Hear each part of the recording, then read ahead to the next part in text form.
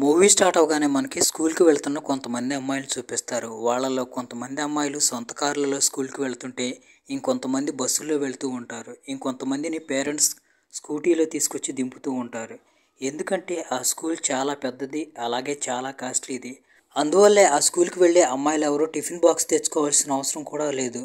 Morning prayer అయిపోయిన తర్వాత క్యాంటీన్లో బ్రేక్ఫాస్ట్ చేయడానికి అందరూ వెళ్తారు. అక్కడున్న అమ్మాయిలందరికీ ఒకేలాంటి ఫుడ్ సర్వ్ చేస్తారు. ఒక అమ్మాయి షర్ట్ మీద పొరపాటున ఫుడ్ పడుతుంది. దాంతో ఆ అమ్మాయి షర్ట్ని క్లీన్ చేసుకోవడానికి వాష్రూమ్కి వెళ్తుంది. మిగతా అమ్మాయిలందరూ బ్రేక్ఫాస్ట్ చేస్తూ ఒకరితో ఒకళ్ళు పెద్దగా మాట్లాడుకుంటూ జోకులు వేసుకుంటూ ఉంటారు. అలా బ్రేక్ఫాస్ట్ చేయడం కంప్లీట్ అయిపోయిన కాసేపటి తర్వాత అమ్మాయిలందరూ ఏమైందో తెలియదు కానీ సైలెంట్గా కూర్చుండిపోతారు. వాళ్ళు ఎవరితో మాట్లాడరో, కనీసం పక్కకు కూడా కదలరు. కేవలం బొమ్మలాగా అక్కడే కూర్చుండిపోతారు. అమ్మాయిలందరూ పెద్ద పెద్దగా గాలి పీల్చి వదులుతూ ఉంటారు. వాళ్ళ శరీరం నుంచి చెమట కారుతూ ఉంటుంది. అయితే క్యాంటీన్లో పనిచేసే ఇద్దరు ఆడవాళ్ళు ఇప్పటిదాకా గొడవ చేసిన అమ్మాయిలు ఎందుకు ఇలా సైలెంట్గా కూర్చుండిపోయారని చెప్పి ఆలోచిస్తూ ఉంటారు. అప్పుడే ఒక అమ్మాయి సడన్గా చైర్లో నుండి కింద పడిపోతుంది. సడన్గా అప్పుడే ఒక వ్యక్తి స్కూల్ క్యాంటీన్లోకి డైరెక్ట్గా వచ్చేస్తాడు. అతను సైలెంట్గా వెళ్ళి అమ్మాయిల డైనింగ్ టేబుల్ దగ్గర నిలబడి అందరినీ లెగిసి నుంచోమంటాడు. తర్వాత వాళ్ళ పేర్లు చెప్పమంటారు. ఆ అమ్మాయిలు కూడా అతను చెప్పినట్టుగానే సైలెంట్గా లేచి నిలబడి వాళ్ళ పేర్లు చెప్తారు.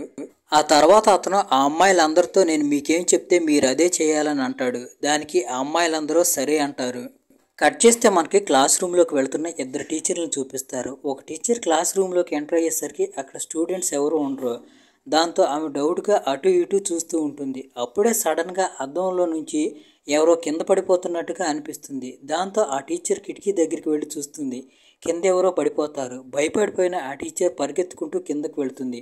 ఆమె కిందకు వెళ్ళేసరికి ఒక స్టూడెంట్ పైనుంచి కింద పడిపోయి ఉంటుంది. ఆ స్టూడెంట్ తన కళ్ళ ముందే ప్రాణాలు కోల్పోతుంది. దాంతో ఆ టీచర్ భయపడిపోయి పెద్దగా అరుస్తుంది. ఆ సౌండ్ విని అటుగా వెళ్తున్న సెక్యూరిటీ గార్డ్ అటువైపు చూస్తాడు. అతను తలపైకెత్తి చూస్తే మిగిలిన 9 మంది అమ్మాయిలు అక్కడి నుండి దూకటానికి రెడీగా నిలబడి ఉంటారు. అది చూసి భయపడిపోయిన అతను ప్రిన్సిపాల్ రూమ్లోకి వెళ్ళి జరిగిన సంగతి చెప్తాడు. దాంతో వాళ్ళంతా అమ్మాయిలను కాపాడటానికి పైకి వెళ్తారు. బయటికి వచ్చి అదంతా చూసిన ప్రిన్సిపాల్ షాక్ అయిపోతుంది. ఆ అమ్మాయిలతో కిందకు దిగమని చెప్తుంది. అయితే దానికి ఆ అమ్మాయిలు మీరు కానీ మమ్మల్ని కాపాడటానికి వస్తే మేము ఇక్కడి నుండి దూకి చచ్చిపోతామని వార్నింగ్ ఇస్తారు. దాంతో ప్రిన్సిపాల్ మిగతా స్టాఫ్ని తీసుకుని ఆ అమ్మాయిని కాపాడటానికి పైకి వెళుతుంది. అయితే ఆ స్టూడెంట్స్ అప్పుడు కూడా టీచర్ వైపు చూస్తూ మీరు కానీ మమ్మల్ని కాపాడటానికి ట్రై చేస్తే మేము చచ్చిపోతాం. అంకుల్ మమ్మల్ని ఇక్కడ నుండి 3 గంటలకి దూకమని చెప్పాడని చెప్తుంది. అయినా కానీ ప్రిన్సిపాల్ ఆ అమ్మాయిల మాటలు పట్టించుకోకుండా ఒక అమ్మాయిని కాపాడటానికి ముందుకు వస్తుంది. అయితే ఒక అమ్మాయి దూకేయబోతుంది. దాంతో భయపడిపోయిన ప్రిన్సిపాల్ వెనక్కి వెళ్ళిపోతుంది. అప్పుడు ఆ అమ్మాయి మీరు మమ్మల్ని కాపాడటానికి వస్తే మేము ఇక్కడ నుండి దూకి చచ్చిపోతాం. నిజానికి మాకు ఇక్కడ నుండి దూకి చచ్చిపోవాలని లేదు. ఎలాగైనా కానీ మమ్మల్ని కాపాడండి అని చెప్తుంది. అయితే ప్రిన్సిపాల్కి ఎలా కాపాడాలో అర్థం కాదు. దగ్గరికి వెళ్లకుండా ప్రిన్సిపాల్ ఒక్కొక్కరికి అర్థమయ్యేలా చెప్పడానికి ట్రై చేస్తుంది. అప్పుడు వాళ్ళలో ఒక అమ్మాయి మాకు ఇక్కడ నుండి దూకి చచ్చిపోవాలని లేదు, కానీ మీరు మమ్మల్ని కాపాడటానికి ట్రై చేస్తే మేము బలవంతంగా ఇక్కడ నుండి దూకి చచ్చిపోతామని చెప్తుంది.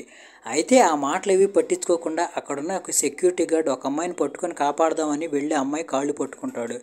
దాంతో అమ్మాయి అక్కడ నుండి దూకి చచ్చిపోతుంది. తన కళ్ళ ముందే ఆ అమ్మాయి పడిపోవడంతో సెక్యూరిటీ గార్డ్కి షాక్ తగులుతుంది. ఆ అమ్మాయి పక్కనే నిలబడిన అమ్మాయి ఆ అమ్మాయిని కూడా కాపాడుతాడేమో సెక్యూరిటీ గార్డ్ అని చెప్పి తనంతటికి తానే అక్కడి నుండి దూకి చచ్చిపోతుంది. మిగిలిన అమ్మాయిలు మొత్తం వాళ్ళ వాచ్లో ఎప్పుడెప్పుడు 3 అవుతుందా అని చెప్పి వాచ్ వైపు చూసుకుంటూ ఉంటారు. అలా టైం 3 అవ్వగానే వాళ్ళందరూ ఒకేసారి అక్కడి నుండి దూకి చచ్చిపోతారు. కట్ చేస్తే మనకి మూవీ హీరో అథర్వను చూపిస్తారు. అథర్వ్ కూతురు పేరు ఆర్య. ఆర్య ఎప్పుడు పిచ్చిదానిలా నవ్వుతూ ఉంటుంది. ఆర్య కదలలేదు, మాట్లాడలేదు. గడిచిన 12 సంవత్సరాల నుంచి ఆర్య అలాగే ఉంది. ఆర్య మీద వశీకరణం జరిగింది. అప్పటి నుండి ఆర్య మాట్లాడలేదు, కదలలేదు. కానీ ఆమె ముఖం మీద ఎప్పుడూ పిచ్చి నవ్వు ఉంటుంది. బ్రేక్ఫాస్ట్ చేసిన తర్వాత అథర్వ్ సూపర్ మార్కెట్కి వెళ్తాడు. అయితే అక్కడున్న టీవీలో న్యూస్లో స్కూల్లో జరిగిన సంగతులన్నీ చూపిస్తారు. అది చూసి షాక్ అయిపోయిన అథర్వ్ పరిగెత్తుకుంటూ అక్కడ నుండి ఇంటికి వెళ్తాడు. అక్కడ నుండి తన ఇంట్లో ఉన్న ఒక సీక్రెట్ రూమ్లోకి వెళ్తాడు. ఆ రూమ్కి ఎప్పుడు అథర్వ్ మెడలో ఉంటుంది. ఆ రూమ్లో అథర్వ్ ఒకతన్ని బంధించుంచుతాడు. అతని పేరు ప్రతాప్ వశీకరణంలోనే అథర్వ్ కూతురు ఆర్య 12 సంవత్సరాలుగా వశీకరణంలో ఉంది. అక్కడికి వెళ్ళిన తర్వాత అథర్వ్ ప్రతాప్తో మాట్లాడుతూ నీకులాగే ఈ విద్య తెలిసిన వాళ్ళు ఇంకెవరైనా బయట ఉన్నారా, వాళ్ళు నీకు తెలుసా అని అంటాడు. దానికి ప్రతాప్ అవును అని సమాధానం ఇస్తాడు. కట్ చేస్తే మనకి స్కూల్లో పోలీసులు ఇంట్రాగేట్ చేస్తున్న ఆ అమ్మాయిని చూపిస్తారు. ఎవరంటే బ్రేక్ఫాస్ట్ చేస్తున్న టైంలో ఒక అమ్మాయి షర్టు మీద ఫుడ్ పట్టడంతో ఆ షర్ట్ క్లీన్ చేసుకోవడానికి వాష్రూమ్లోకి వెళ్తుంది కదా ఆ అమ్మాయి ఏడుస్తూ చెప్తుంది, నేను బ్రేక్ఫాస్ట్ చేస్తున్నప్పుడు నా షర్ట్ మీద ఫుడ్ పడింది, దాంతో నేను అది క్లీన్ చేసుకుందామని చెప్పి వాష్రూమ్లోకి వెళ్ళాను. అయితే నేను వాష్రూమ్లో నుండి తిరిగి వచ్చేసరికి అమ్మాయిని చూస్తే అందరూ సైలెంట్గా ఉన్నారు, చాలా భయపడిపోతున్నారు. దాంతో నాకు భయం వేసి నేను బయటికి రాకుండా వాష్రూమ్లోనే కూర్చుండిపోయానని చెప్తుంది. కట్ చేస్తే మనకు ఒక సీనియర్ ఇన్స్పెక్టర్ని చూపిస్తారు. ఆ ఇన్స్పెక్టర్ క్యాంటీన్లో ఉన్న అమ్మాయిలతో మాట్లాడటానికి అక్కడికి వెళతాడు. అయితే ఇప్పటికీ ఆ అమ్మాయిలు భయపడుతూ సైలెంట్గా కూర్చుని ఉంటారు. ఆ ఇన్స్పెక్టర్ అక్కడికి వెళ్ళి అడిగితే ఎవరో ఎలాంటి సమాధానం చెప్పరు. సడన్గా అప్పుడే ఒక అమ్మాయి లెగిసి ఆ సీనియర్ ఇన్స్పెక్టర్ దగ్గరికి వస్తుంది. ఇన్స్పెక్టర్ దగ్గరికి వచ్చిన తర్వాత ఆ అమ్మాయి, అంకుల్ నాకు ఇక్కడికి ఎవరైనా సీనియర్ పోలీస్ ఆఫీసర్ వస్తే వాళ్ళకు ఒక మెసేజ్ చెప్పమని చెప్పారు. అదేంటంటే ఇక్కడికి వచ్చిన పోలీస్ ఆఫీసర్ ఎవరైనా కానీ ప్రతాప్ అంకుల్ని వెతికి పెట్టుకోవాలని చెప్పమని చెప్పి అంకుల్ నాకు చెప్పారని చెప్తుంది. ఇంతకీ నీకు చెప్పిన అంకుల్ ఎవరో, అలాగే ప్రతాప్ అంకుల్ ఎవరని సీనియర్ పోలీస్ ఆఫీసర్ ఆ అమ్మాయిని అడుగుతాడు. అయితే ఆ అమ్మాయి ఎలాంటి సమాధానం చెప్పదు. అంతా విన్న సీనియర్ పోలీస్ ఆఫీసర్ ఆ అమ్మాయి వైపు చూస్తూ అంకుల్ ఇంకా ఏమైనా మెసేజ్ చెప్పాడా అని అడుగుతాడు. దానికి ఆ అమ్మాయి, ఉదయం 10 మంది అమ్మాయిలు చనిపోయారు కదా, అది కేవలం ట్రైలర్ మాత్రమే. మీరు తొందరగా ప్రతాప్ అంకుల్ని కానీ వెతికి పట్టుకోకపోతే నగరం మొత్తం అల్లకల్లోలం జరుగుతుంది అని చెప్పి ఆ అమ్మాయి సైలెంట్గా మిగతా అమ్మాయిల వైపు తిరిగి చూసి, నా ఫస్ట్ మెసేజ్ని నేను చెప్పేశాను, ఇప్పుడు మీ వంతు అంటుంది. దాంతో ఆ అమ్మాయిలంతా పిచ్చి పట్టినట్టుగా ఒక్కసారి వెర్రి కేకలు వేసుకుంటూ క్యాంటీన్లో నుండి బయటికి పరిగెత్తుతారు. అక్కడ ఉన్న వాళ్ళు కానీ ఎవరైనా వాళ్ళని ఆపడానికి ట్రై చేస్తే వాళ్ళని కొట్టి గాయపరిచి పక్కకు విసిరేసి పారిపోతూ ఉంటారు. అక్కడ ఉన్న ఒక పోలీస్ ఆఫీసర్ ఒక అమ్మాయిని పట్టుకొని ఆపడానికి ట్రై చేస్తాడు. దాంతో ఆ అమ్మాయి పక్కనే ఉన్న ఒక రాయి తీసుకుని ఆ పోలీస్ ఆఫీసర్ తలచేత కొట్టి అతన్ని చంపేస్తుంది. కట్ చేస్తే వాళ్ళలో కొంతమంది అమ్మాయిలు వెళుతున్న బస్సులో ఎక్కి డ్రైవర్ చేతిలో నుంచి కంట్రోల్ని లాక్కొని అక్కడ నుండి యాక్సిడెంట్లు అయ్యేలా చేస్తారు. ఇంకొంతమంది అమ్మాయిలు వచ్చే కార్లు అద్దం పగలగొట్టి కారులో ఉన్న వాళ్ళని బయటికి లాగేసి వాళ్ళ మెరల కొరుకుతారు. ఇంకొంతమంది బైకుల పైన వచ్చే వాళ్ళని అటాక్ చేస్తూ ఉంటారు. ఇంకొంతమంది హోటల్లో కూర్చున్న వాళ్ళ మీద అటాక్ చేస్తూ ఉంటారు. ఎలాగోలా చేసి ఈ అమ్మాయిలు కనిపించిన వాళ్ళందరి మీద అటాక్ చేస్తూ ఉంటారు. ఇంకొక అమ్మాయి పెట్రోల్ బంక్లోకి నడుచుకుంటూ వెళ్ళి తనతో పాటుగా ఆ పెట్రోల్ బంకును పేల్చేస్తుంది. ఇదంతా అదరు తన ఇంట్లో కూర్చొని టీవీలో చూస్తూ ఉంటాడు. ఆ తర్వాత అదరు మార్కెట్కి వెళ్ళి ఒక పెద్ద 3 బాక్సులను కొనుక్కొస్తాడు. ఆ బాక్సుల్లో ఏముందనేది మనకు తర్వాత తెలుస్తుంది. ఆ 3 బాక్సుల్లో అదర్ ఒక బాక్స్ని తన కూతురు రూమ్లో ఉంచుతాడు, ఇంకొక బాక్స్ని ప్రతాప్ రూమ్లో ఉంచుతాడు, ఇంకొక బాక్స్ని తీసుకెళ్లి హాల్లో పెడతాడు. న్యూస్ చూస్తున్న అదర్కి ఇదంతా ఆ అమ్మాయిలు ప్రతాప్ అంకుల్ కోసం చేస్తున్నారని, అతను దొరికే వరకు ఇదంతా ఆగదని, ఆ అమ్మాయిలు స్కూల్లో ఉన్నారని తెలియటంతో అదరు స్కూల్ వైపు బయలుదేరతాడు.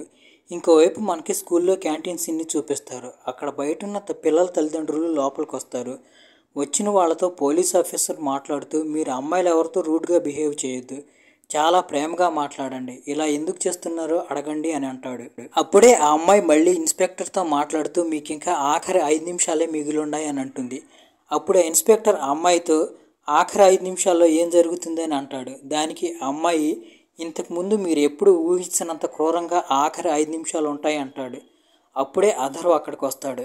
అక్కడున్న సీనియర్ ఇన్స్పెక్టర్ అధర్వ్ను చూసి పక్కనే ఉన్న కానిస్టేబుల్తో, ఇతనెవరో లోనకెందుకు వచ్చాడని అడుగుతాడు. దానికి కానిస్టేబుల్, ఆయన ఎవరో నాకు కూడా తెలియదు, కానీ మనం వెతుకుతున్న అతనికి తెలుసంట అని అంటాడు. అప్పుడు అధర్వ్ ఆ అమ్మాయి దగ్గరికి వచ్చి, ప్రతాప్ నా దగ్గరే ఉన్నాడు, వాడిని ప్రాణాలతో ఉంచాను, ప్రతాప్ దొరికిన తర్వాత ఏం చేయాలో మీ అంకుల్ నీకు చెప్పలేదా అని అంటాడు. ఆ తర్వాత మళ్ళీ అధర్వే మాట్లాడుతూ, వీళ్ళందరి మీద వశీకరణం జరిగింది, వీళ్ళ మీద వశీకరణం చేసిన వాడు ఒక శాడిస్టు, మీరెంత ఏడుస్తా బాధపడుతూ అరుస్తూ కేకలు వేస్తారో వాడికి అంత ఆనందం వస్తుంది అని అంటాడు. అధర్వ్ మళ్ళీ ఆ పిల్లల పేరెంట్స్తో మాట్లాడుతూ వాడు చెప్తాడు, వాడు చెప్పినట్టు మీ అమ్మాయిలు చెయ్యాలి ఖచ్చితంగా అని అంటాడు.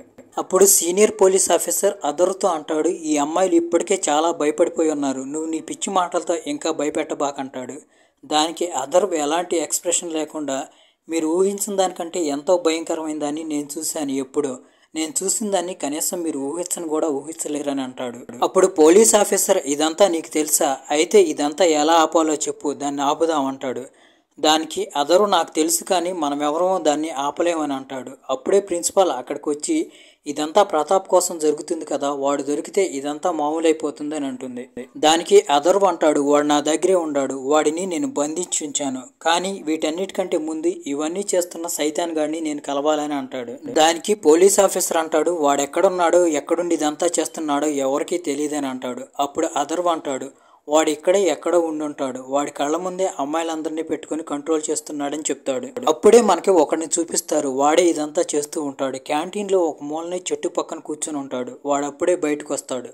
అవును, ఇదంతా చేస్తుంది నేనే, దీని అంతటికీ కారణం నేనే, ఈ అమ్మాయిలందరినీ కంట్రోల్ చేస్తుంది నేనే, ఈ అమ్మాయిలందరూ నేను చెప్పిందే వింటారు, ఎవరైనా కానీ నా మీద చిన్న స్క్రాచ్ పెట్టడానికైనా ట్రై చేస్తే ఈ అమ్మాయిలు ఇక్కడ భయంకరం సృష్టిస్తారు, వాళ్ళంతటికి వాళ్ళు తగలబెట్టుకొని చనిపోతారని వార్నింగ్ ఇస్తాడు. అప్పుడే ఆ శాడిస్ట్ గాడు ఒక అమ్మాయికి నైఫ్ ఇచ్చి నీ చేతిని కట్ చేసుకోమని చెప్తాడు. దాంతో ఆ అమ్మాయి చేయి కట్ చేసుకుంటుంది. అదంతా చూసి అక్కడున్న వాళ్ళు షాక్ అయిపోతారు. అవకాశం చూసుకుని ఒక పోలీస్ ఆఫీసర్ గన్ తీసి వాడిని షూట్ చేయబోతాడు. అప్పుడే ఆ అమ్మాయి తన చేతిలో ఉన్న చాక్ తీసుకుని ఆ పోలీస్ ఆఫీసర్ మీద అటాక్ చేస్తుంది. పేరెంట్స్ అందరూ మా పిల్లల్ని ఏం చేయొద్దు, మా పిల్లల్ని వదిలేయమని చెప్పి ఆ శాడిస్ట్ని బతిమలాడుతూ ఉంటారు. అయితే వాడికి అదంతా చాలా చిరాగ్గా అనిపిస్తుంది. అదంతా తట్టుకోలేక వాడు ప్రిన్సిపాల్తో వీళ్ళందరినీ తీసుకుని బయటకు వెళ్ళిపోమంటాడు. దాంతో ఆ ప్రిన్సిపాల్ ఆ పేరెంట్స్ అందరినీ బతిమలాడుతుంది బయటికి వెళదామని. అయితే పేరెంట్స్ ఎవరు పిల్లల్ని వదిలిపెట్టి బయటికి రావడానికి ఇష్టపడరు. అదరు కూడా వాడు ఎలా చెప్తే అలా చేయండి, వాడి మాటకి ఎదురు చెప్పొద్దని అంటారు. అయితే ఎవరో అతని మాట కూడా పట్టించుకోరు. అప్పుడు ఆ షాడిస్ట్ గాడు అమ్మాయిలందరినీ చూసి ఇక్కడున్న వాళ్ళకి గన్ ఫైర్ చేయడం ఎవరికి వచ్చని అడుగుతాడు. అప్పుడు ఒక అమ్మాయి చేయి ఎత్తుతుంది. దాంతో ఆ షాడిస్ట్ గాడు ఆ అమ్మాయిని పిలిచి ఆ అమ్మాయి చేతిలో గన్ పెట్టి ఇక్కడున్న వాళ్ళందరినీ ఒకసారి బయటికి వెళ్ళమని చెప్పు, ఎవరైతే ఇక్కడ నుండి బయటికి వెళ్ళరో అప్పుడు వాళ్ళందరినీ ఈ గన్ పెట్టి షూట్ చేసి చంపేయమని చెప్తాడు. దాంతో ఆ అమ్మాయి గన్ ఫైరింగ్ చేయడం స్టార్ట్ చేస్తుంది. మొట్టమొదటిగా ఆ అమ్మాయి వాళ్ళ అమ్మా నాన్నల్ని కాల్చుతుంది. దాంతో భయపడిపోయి పేరెంట్స్ అందరూ బయటికి వెళ్ళిపోతారు. ఆ తర్వాత ఆ షాడిస్ట్ గాడు అదరుతో మాట్లాడటం స్టార్ట్ చేస్తాడు. అప్పుడు ఆ శాడిస్ట్ గాడు అదరుతో మాట్లాడుతూ, చెప్పు మా అన్నయ్య ఎక్కడున్నాడు, అసలు మా అన్నయ్య నీకు ఎలా తెలుసని అంటాడు. దానికి అదరు, వాడిని బంధించి నేను నా దగ్గర పెట్టుకున్నాను, ఎందుకంటే వాడు నా కూతుర్ని వశీకరణం చేశాడు, ఇప్పటికి 12 సంవత్సరాల నుంచి నా కూతురు ఇంకా వాడి వశీకరణంలోనే ఉందని అంటాడు. ఇంకా అదరు అంటాడు, 12 సంవత్సరాల నుంచి ఆ కుక్క నా దగ్గరే ఉంది, ప్రతిరోజు నన్ను చంపేయమని ఆ కుక్క నన్ను బతిమలాడుతూ ఉంటుందని అంటాడు. ఆ మాటలు విని ఆ శాడిస్ట్ కోపం వస్తుంది. ఒళ్ళు దగ్గర పెట్టుకుని మాట్లాడు, లేకపోతే 4 తగ్గొస్తానంటాడు. దానికి అదర్ ఎలాంటి ఎక్స్ప్రెషన్ లేకుండా ఏం చేస్తావు ఏంటి అని అంటాడు. అప్పుడు ఆ శాడిస్ట్ గాడు, నిన్ను ఎలా టార్చర్ పెడతానంటే నువ్వు కనీసం ఎక్స్పెక్ట్ కూడా చేయలేవని అంటాడు. దానికి అదర్, ఇప్పుడు దాకా నేను భరించిన హింస కంటే నువ్వు పెట్టేది ఏమీ ఎక్కువ కాదు. ఇంకొక విషయం, ఇక్కడున్న అమ్మాయిలను ఏదో చేస్తే నేను భయపడతాను అనుకుంటున్నావేమో, వాటిని ఏమైనా చేసుకో, వాటికి నాకు ఎలాంటి సంబంధం లేదని అంటాడు. నువ్వు నన్ను చంపేస్తావా, చంపేసినా కానీ నాకు ఎలాంటి సమస్య లేదు, ప్రతాప్ గారి గురించి చెప్పలేదని ఈ అమ్మాయిల అమ్మా బాబులు అందరూ నన్ను బతికుండగానే తగలబెడతారా, తగలబెట్టినా కానీ నాకు ఎలాంటి ప్రాబ్లం లేదు, ఎందుకంటే మీలాంటి ఎలాంటి ఎమోషన్ లేని రాళ్ళ లాంటి మనుషుల మధ్యలో చేరి నా గుండె కూడా రాయిలాగా అయిపోయింది. ఆ శాడిస్ట్ ఇంకోసారి అదరుని వాళ్ళ అన్నయ్య గురించి అడుగుతాడు. అప్పుడు అదరు, నేను నీకు వాడి గురించి చెప్పాలంటే ఒకే ఒక కండిషన్ మీద చెప్తాను, అదేంటంటే నా కూతురు ఎప్పటి నుండి 12 సంవత్సరాలుగా వశీకరణంలో ఉంది, ఆ వశీకరణాన్ని నువ్వు తీసేస్తానంటే నేను ప్రతాప్ గారి గురించి నీకు చెప్తానని అంటాడు. వాళ్ళిద్దరూ మాట్లాడుకుంటున్నప్పుడే ఒక అమ్మాయి తుమ్ముతుంది. ఆ తుమ్మతంతో శాడిస్ట్కి విపరీతమైన కోపం వస్తుంది. ఆ అమ్మాయిని శ్వాస తీసుకోకుండా సైలెంట్గా కూర్చోమంటాడు. అలా శ్వాస తీసుకోకుండా కూర్చోవటం వల్ల అమ్మాయి కొట్టుకొని అక్కడే చనిపోతుంది. మళ్ళీ అదర్ ఎలాంటి ఎక్స్ప్రెషన్ లేకుండా ఆ శాడిస్ట్ గారితో మాట్లాడుతూ, నేను ఎక్కడి నుండి వెళ్ళాలి, వెళ్ళపోతే నీ అన్న కూడా ఆ అమ్మాయి లాగానే కొట్టుకొని సస్తాడని అంటాడు. అప్పుడు ఆ శాడిస్ట్ గాడు అదర్ పెట్టిన కండిషన్కి ఒప్పుకుంటాడు. అప్పుడు ఆ శాడిస్ట్ గాడు ప్రిన్సిపాల్ దగ్గరికి వెళ్ళి, మేము ఇక్కడ నుండి బయటికి వెళ్ళాలి, మాకు 2 బస్సులు ఒక డ్రైవర్ కావాలని చెప్తాడు. అలాగే అరేంజ్ చేయడంతో అమ్మాయిలందరినీ ఎక్కించుకొని అదర్తో పాటు కలిసి బస్సులో అదర్ వాళ్ళ ఇంటికి వెళ్తూ ఉంటారు. అయితే వాళ్ళు బస్సులో అక్కడ నుండి వెళుతున్నప్పుడు ఫుట్పాత్ పైన ఎవరో అమ్మాయి పడుకున్న వాళ్ళది రాయి తీసుకొని తలపగలగొడుతూ ఉంటుంది. ఆ శాడిస్ట్ గాడు ఆ అమ్మాయిని చూసి వచ్చి బస్సులో ఎక్కి మాతో పాటు రమ్మంటాడు. అయితే ఆ అమ్మాయి బస్సులోకి రాకుండా విచిత్రంగా అక్కడ నుండి వెనక్కి తిరిగి పరిగెత్తుతుంది. ఇదంతా చూస్తున్న అదర్ కూడా వశీకరణంలో ఉన్న ఆ అమ్మాయి వీడు పిలిస్తే రాకుండా ఎందుకు పరిగెత్తిందా అని ఆలోచిస్తూ ఉంటాడు. అప్పుడు అదర్ మళ్ళీ శాడిస్ట్ గారితో మాట్లాడుతూ, ఏమైంది, సడన్గా మీ అన్న మీద ఇప్పుడు ప్రేమ పుట్టుకొచ్చింది, ఎన్ని సంవత్సరాల తర్వాత వచ్చావని అంటాడు. దానికి ఆ శాడిస్ట్ గాడు, మా అన్నయ్య అంటే నాకు చాలా ఇష్టం, మా అన్నయ్య కాదు, నాకు గురువుతో సమానం, మా అన్నయ్య దగ్గరే నేను ఈ విద్యలు నేర్చుకున్నాను. ఒక్కొక్కసారి మా అన్నయ్య శక్తులు పెంచుకోవడానికి సంవత్సరాలు కనిపించకుండా వెళ్ళిపోతాడు. నేను మొదట్లో వెతికాను, అలాగే వెళ్ళిపోయాడేమోనని ఊరుకున్నాను. కానీ ఎన్ని సంవత్సరాలైనా తిరిగి రాలేదు. అలా చూస్తూ ఉండగానే బస్సు అథర్వ్ వాళ్ళ ఇంటికి చేరుకుంటుంది. అక్కడికి వెళ్ళిన తర్వాత శాడిస్ట్ గాడు అమ్మాయిలందరినీ దింపి కొంతమందిని తనతో పాటు తీసుకువెళ్తాడు. ఇంకొంతమందిని సెక్యూరిటీగా బయటే ఉండి కాపలా కాయమని చెప్తాడు. వాళ్ళందరూ కలిసి అథర్వ్ వాళ్ళ ఇంట్లోకి వెళ్తాడు. అప్పుడు అథర్వ్ ఆ శాడిస్ట్ గాడిని డైరెక్ట్గా తన కూతురు ఆర్య రూమ్లోకి తీసుకువెళ్తాడు. ఆర్యాని చూపిస్తాడు. అప్పుడు ఆ శాడిస్ట్ గాడు ఇదంతా సరే, మా అన్నయ్యని ఎక్కడ పెట్టావని అడుగుతాడు. దానికి అథర్వ్ మీ అన్నని తర్వాత చూపిస్తాను, ముందు నా కూతుర్ని వశీకరణం నుంచి విడుదల చేయమంటాడు. నువ్వు ముందు నన్ను మా అన్నయ్య దగ్గరికి తీసుకువెళ్ళు. నువ్వు కండిషన్ పెట్టే స్టేజ్లో లేవు. నేను ఈ వశీకరణాన్ని తీసేయాలంటే మా అన్నయ్యని కలవాలని అంటాడు. దాంతో చేసేదేం లేక అథర్వ్ ఆ శాడిస్ట్ని ప్రతాప్ రూమ్లోకి తీసుకువెళ్తాడు. అథర్వ్ ఆ శాడిస్ట్ని ప్రతాప్ ఉన్న రూమ్లోకి తీసుకువెళ్తాడు. శాడిస్ట్ గాడు వాళ్ళ అన్నయ్యని చూసి సంతోషంగా వాళ్ళ అన్నయ్యతో మాట్లాడటానికి ట్రై చేస్తాడు. అయితే వాడు ఎంత మాట్లాడినా కానీ ప్రతాప్ నోటి నుంచి ఒక్క మాట కూడా రాదు. ఎందుకంటే అథర్వ్ గొలుసులు తీసుకొని ప్రతాప్ నోటిని కట్టేస్తాడు. తర్వాత అథర్వ్ వాడితో మాట్లాడుతూ, మీ అన్నగాని నీతో మాట్లాడాలంటే ముందు నువ్వు నా కూతుర్ని వశీకరణం నుంచి బయటకు తీసుకురావాలి. ఈ గొలుసులకు వేసిన తాళాలన్నీ నా దగ్గరే ఉన్నాయని చెప్తాడు. అప్పుడు ఆ శాడిస్ట్ గాడు అథర్వ్ని నీ కూతుర్ని మా అన్నయ్య దగ్గరికి తీసుకురామని చెప్తాడు. ఎందుకంటే వశీకరణం చేసిన వాళ్ళని బయటికి తీసుకురావాలంటే వాళ్ళని ఎవరైతే వశీకరణం చేశారో వాళ్ళకి దగ్గరగా వాళ్ళు ఉండాలన్నమాట. దాంతో అథర్వ్ వెళ్ళి ఆర్యాని వీల్ చైర్లో కూర్చోబెట్టుకుని ప్రతాప్ దగ్గరికి తీసుకువస్తాడు. తీసుకువచ్చిన తర్వాత ఆ శాడిస్ట్ గాడు అథర్వ్ని నువ్వు మా అన్నయ్య దగ్గర నుండి అప్పుగా ఏదైనా తీసుకున్నావా అని అడుగుతాడు. దానికి చాలాసేపు ఆలోచించిన తర్వాత అథర్వ్ నేనేం తీసుకోలేదని అంటాడు. చాలాసేపు ఆలోచించిన తర్వాత అథర్వ్కి గుర్తొస్తుంది. అథర్వ్ ప్రతాప్ దగ్గర నుంచి టీ షాప్లో ఒక 10 రూపాయలు తీసుకుంటాడు. అదే విషయాన్ని ఆ శాడిస్ట్ గాడికి చెప్తాడు. అప్పుడు ఆ శాడిస్ట్ గాడు నువ్వు ఆ 10 రూపాయలని తిరిగి మా అన్నయ్యకి ఇచ్చేసేయి, అప్పుడు నీ కూతురు వశీకరణంలో నుండి బయటకు వస్తుందని చెప్తాడు. అప్పుడు అథర్వ్ తన జేబులు వెతికి తన దగ్గర 500 ఉన్నాయి, 10 రూపాయలు లేవు, 500 ఇవ్వచ్చా అని అడుగుతాడు. దానికి ఆ శాడిస్ట్ గాడు కేవలం 10 రూపాయలు మాత్రమే ఇవ్వాలి, 10 రూపాయలు ఇస్తేనే నీ కూతురు వశీకరణంలో నుండి బయటకు వస్తుంది, లేకపోతే ఎప్పటికీ అలాగే ఉండిపోతుందని చెప్తాడు. దాంతో అథర్వ్ అక్కడ ఇక్కడ 10 రూపాయల వ్యక్తి తీసుకొచ్చి ప్రతాప్ చేతిలో పెడతాడు. అయితే 10 రూపాయలు తిరిగి ఇచ్చినా కానీ ఆర్యాలో ఎలాంటి మార్పు ఉండదు, వశీకరణంలో నుండి బయటికి రాదు. అప్పుడు అథర్వ్ ఆ శాడిస్ట్ గాడితో మాట్లాడుతూ నేను మీ అన్నయ్యకి 10 రూపాయలు తిరిగి ఇచ్చేసాను కదా, అయినా కానీ నా కూతురు ఎందుకు వశీకరణం నుండి బయటికి రాలేదని అంటాడు. దానికి ఆ శాడిస్ట్ గాడు నీ కూతురు 12 సంవత్సరాల నుంచి అంటే చాలా కాలం నుండి వశీకరణంలో ఉంది కదా, అందుకనే బయటికి రాలేదు. నువ్వు నీ కూతుర్ని పెద్దగా పిలువు, అప్పుడు నీ కూతురు వశీకరణంలో నుండి బయటకు వస్తుందని అంటాడు. దాంతో అథర్వ్ ఆర్యాని పెద్దగా పిలుస్తాడు. అయినా కానీ ఆర్యాలో ఎలాంటి చలనం ఉండదు. ఎమోషనల్ అయిపోయిన అథర్వ్ ఆర్యాని చంపపైన కొడతాడు. దాంతో వెంటనే ఆర్య వశీకరణంలో నుండి బయటకు వస్తుంది. వాళ్ళ నాన్నను గుర్తుపట్టి పెద్దగా ఏడుస్తుంది. అప్పుడు ఆ శాడిస్ట్ గాడు అథర్వ్తో ఇప్పుడు నీ కూతురు వశీకరణం నుండి బయటకు వచ్చింది కదా, ఇప్పుడు మా అన్నయ్యని వదిలిపెట్టు అంటాడు. వెంటనే అథర్వ్ తన మెడలో ఉన్న తాళం తీసి వాడి చేతిలో పెడతాడు. వాడు వెళ్ళి ప్రతాప్కి ఉన్న తాళం తీసేసి ప్రతాప్తో మాట్లాడటానికి ట్రై చేస్తాడు. ప్రతాప్ కూడా మాట్లాడటానికి ట్రై చేస్తాడు కానీ అతని నోట్లో నుండి మాటలు రావు. ఎందుకంటే అథర్వ్ వాడి నాలుగు కోసేస్తాడు. వాడు సైగల ద్వారా అథర్వ్ వాడి నాలుగు కోసేసాడని చెప్తాడు. ఆ మాటలు వినగానే ఆ శాడిస్ట్ గాడికి విపరీతమైన కోపం వస్తుంది. నేను ఆఖరి విద్య నేర్చుకోవడానికి ఎక్కడికి వచ్చాను, ఎంత కష్టపడ్డాను, నీ వల్ల ఎలాంటి ఉపయోగం లేకుండా పోయిందని అథర్వ్ని కొట్టడం మొదలు పెడతాడు. తర్వాత ఆ శాడిస్ట్ గాడు ఆర్యాని కొడుతూ ఉంటాడు. అది చూసి అథర్వ్ నువ్వు నా కూతుర్ని వశీకరణం నుండి బయటికి తీసుకొచ్చావు, అందుకే నిన్ను వదిలిపెట్టి వెళ్ళనిస్తున్నాను, లేకపోతే నీ అన్నయ్య కంటే దారుణమైన పరిస్థితుల్లోకి నిన్ను పంపిస్తానని అంటాడు. అది విని శాడిస్ట్ గాడు ఒక వెకిలి నవ్వు నవ్వి ఆర్య ముఖం మీద కాలు పెడతాడు. అది చూసి అథర్వ్కి విపరీతమైన కోపం వస్తుంది. వెంటనే అథర్వ్ తన చెవుల్లో ఇయర్ బడ్స్ని పెట్టుకుని అలారం ఆన్ చేస్తాడు. దాంట్లో బీప్ సౌండ్ పెద్దగా వస్తూ ఉంటుంది. అది విని తట్టుకోలేక ఆ శాడిస్ట్ గాడు చెవుల్లో వేళ్లు పెట్టుకుంటాడు. అమ్మాయిలందరూ కళ్ళు తిరిగి కింద పడిపోతారు.